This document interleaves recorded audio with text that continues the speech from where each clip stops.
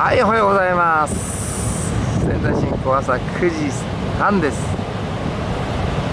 はい、クローズですね。はい、天気良くなってきましたね。はい、サイズはだいぶありますね。台風のイメージです。はい、ダブルくらいですね。はい、ダブルオーバークローズです。厳しいですね。ドン。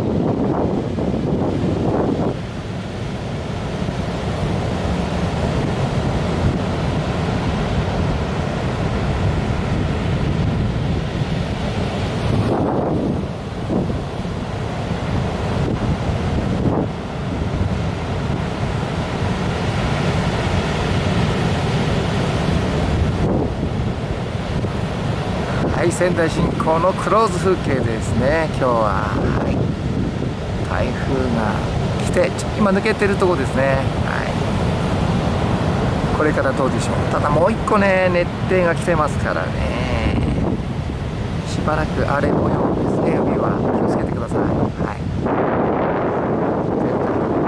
対入らないように落ち着いてから入りましょうね。それではまた。